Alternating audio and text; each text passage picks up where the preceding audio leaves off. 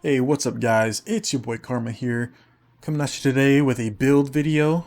Now this is what I believe one of the strongest builds you can run out there for general use and maybe even some in-game content.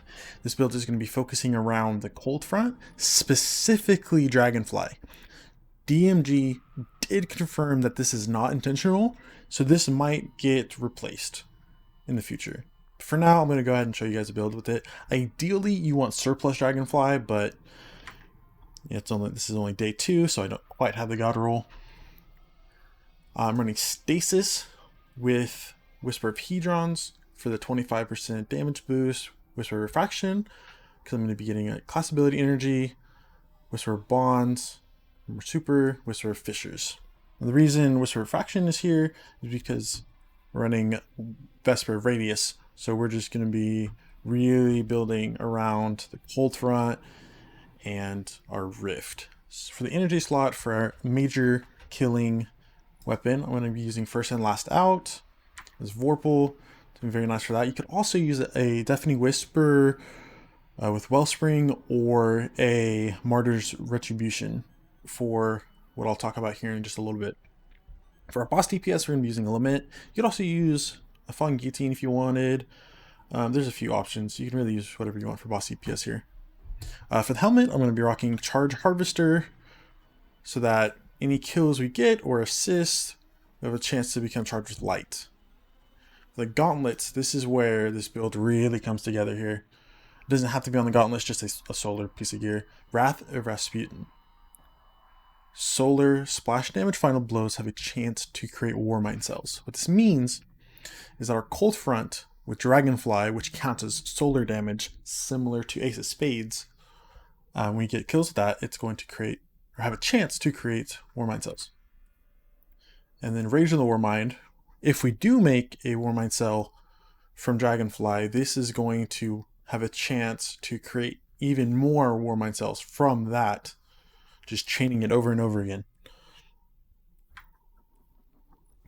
For legs, go ahead and slot in heavy-handed. It's going to be, again, any slot, just as long as it's arc. Heavy-handed, this is basically going to give us half our melee ability. If we have Sack of Light, it's also going to give us unlimited submachine gun ammo, shotgun ammo with our first and last out, or even a sidearm fusion rifle when you're surrounded by enemies. And I went ahead and slot that with Invigoration so that we can use our melee even more when we're creating orbs from our Masterwork Cold Front.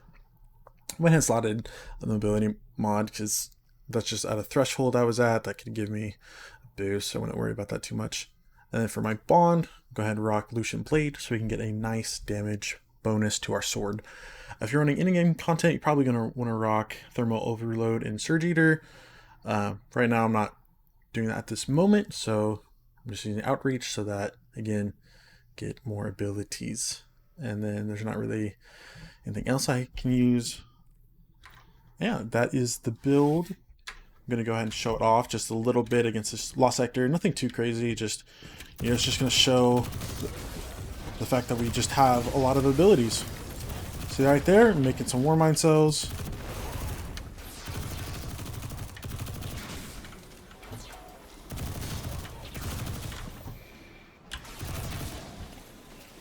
We can go ahead and slide on in with our Rift.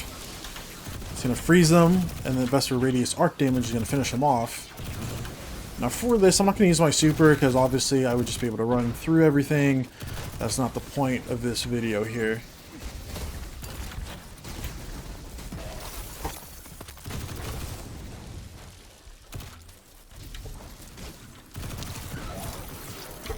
Yeah, and then for boss, just whip out Lament.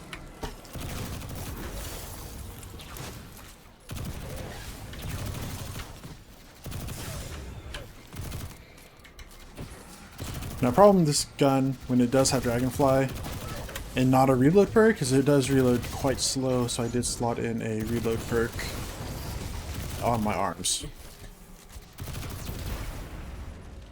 And